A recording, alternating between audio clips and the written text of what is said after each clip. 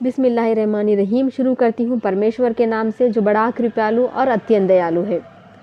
आज मैं किसी भी किताब का रेफरेंस दिए बगैर आप सबसे बात करूँगी। एक ऐसा टॉपिक जिसको हम सब जानते तो हैं, पर हम उसको अपने दिल में, अपने दिमाग में रख के अपनी ज़िंदगी नहीं गुजार रहे। हम जानते हैं, हमको पता है, लेकिन हम भूल चुके हैं। अगर हमेशा वो चीज़ हमारे मन में, हमारे जहनों में होती तो शायद हम कभी पाप नहीं करते, शायद हम कभी गुनाहों की तरफ नहीं जाते। वो टॉपिक है इंसान के कितने हिस्से हैं। एक इंसान के, एक मनुष्य के, एक व्यक्ति के कितने पार्ट्स हैं? 3 हिस्से हैं।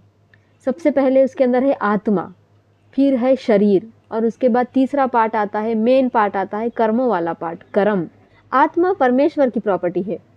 वो हमारा एक शरीर बना करके आत्मा डालता है, हमको एक स्पेसिफिक पीरियड तक इस दुनिया में, इस लोक में, इस ब्रह्मांड में रखता है। फिर जब हमारा टाइम ऑफ पीरियड ख़त्म हो जाता है, वो अपनी आत्मा अपने पास वापस से ले लेता है। ख़त्म। शरीर, हमको इस शरीर को परमेश्वर ने मिट्टी से बनाया। अगर हिंदूस होंगे तो जल जाएंगे, अगर मुस्लिम होंगे तो मिट्टी के अंदर वापस से चले जाएंगे। शरीर की भी कहानी ख़त्म। लेकिन जो तीसरा पार्ट है, वो पार्ट है कर्मों का। ये कर्म है जो हमारे हैं, जो हम हमारे मन से, हम हमारे तन से, हम हमारे हाथों से, पैरों से, आँख से, नाक से, हम हमारे दिल से, दिमाग से करते हैं। और ये कर्म है जो हमेशा हमारे साथ होंगे। हमारे मरने के बाद अगर हमने अच्छे कर्म किए हैं तो हमको उसका पुण्य मिलेगा, अच्छा उसका रिज़ल्ट मिलेगा, हमें स्वर्ग मिलेगा। अगर हमने बुरे कर्म किए हैं तो फिर हमको जहन्नुम में जाना पड़ेगा, हमको नर्क की आग में जलना पड़ेगा। तो हम जब जीवन में, हम जब जी रहे हैं इस दुनिया में, हम जो सांस ले रहे हैं, हमको हर घड़ी, हर समय ये बात याद रखनी चाहिए कि हमारे जिस्म के 3 पार्ट से, इंसान के 3 पार्ट से, उसकी आत्मा, उसकी रूह, उसका शरीर, उसका जिस्म, उसके कर्म, उसके आमाल। रूह तो परमेश्वर की, उसने रूह फूंकी, वो रूह कब्ज़ कर लेगा, उसके पास चली जाएगी। आई भी उसकी तरफ से थी, जाएगी भी उसके पास ही, उसने दी, उसने ले ली। शरीर हमारा मिट्टी का है। हिंदू होंगे तो जल के राख हो जाएंगे, मुस्लिम होंगे तो मिट्टी में मिल जाएंगे।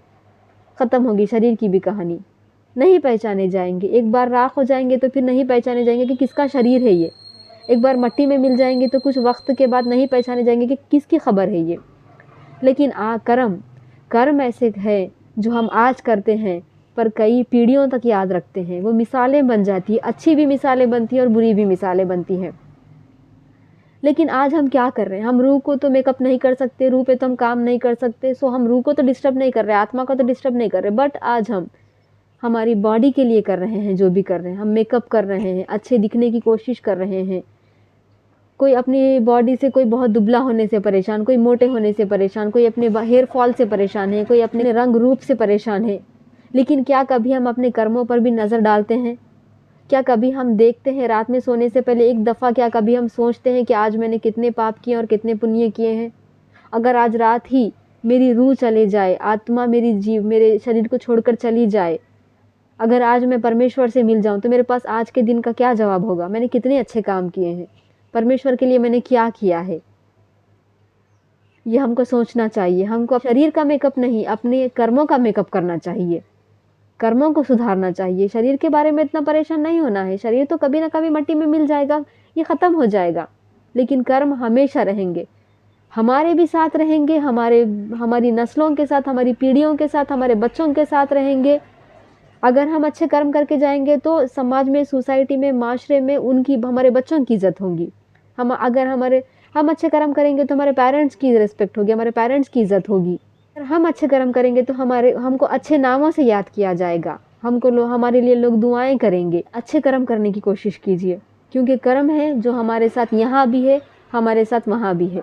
हमारे साथ जो परमेश्वर के पास जाते हैं वो शरीर नहीं जाता, आत्मा जो लेकर जाती है वो कर्मों को लेकर जाती है। ये कभी भी नहीं भूलना चाहिए कि इंसान के 3 पार्ट से, उसकी आत्मा, उसका शरीर, उसके कर्म, उसकी रूह, उसका जिस्म, उसके आमाल। हमेशा अच्छे आमाल कीजिए, अच्छे अच्छे काम कीजिए, लोगों तक अच्छाइयाँ फैलाइए और एक दूसरे से मोहब्बत कीजिए। जय हिंद।